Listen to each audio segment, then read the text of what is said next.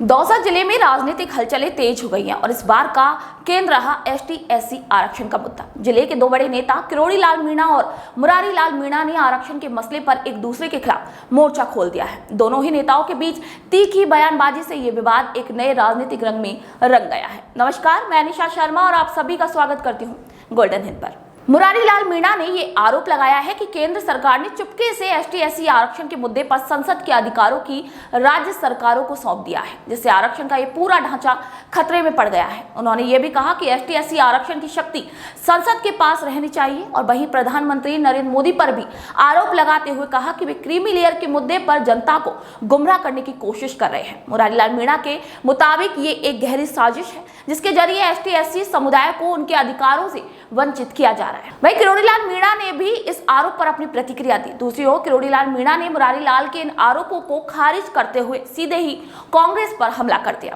किरोड़ी लाल मीणा ने कहा कि सुप्रीम कोर्ट ने सिर्फ और सिर्फ ऑब्जर्वेशन दिया है, यानी कि कोई आदेश नहीं दिया है। उन्होंने मोदी सरकार का बचाव करते हुए यह भी कहा कि क्रीमी लेयर का मुद्दा केवल कुछ लोगों द्वारा फैलाया जा रहा एक भ्रम है। किरोड़ी लाल मीणा ने मुताबिक जो लोग एसटी/एससी आरक्षण के नाम पर दुष्प्रचार कर रहे हैं वो देश में अस्थिरता फैलाने की कोशिश कर रहे हैं। अब जानेंगे कि आखिर ये क्यों बहस इतनी बढ़ गई है।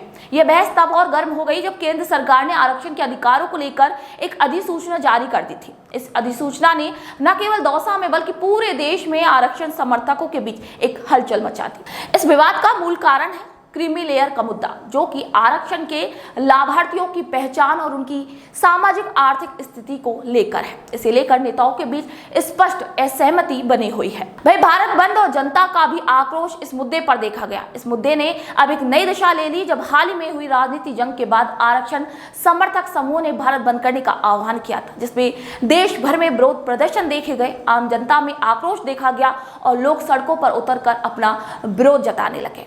लोगों के मुताबिक अगर सरकार ने आरक्षण के साथ कोई भी छेड़छाड़ की तो इसके गंभीर परिणाम भी देखे जा सकते हैं।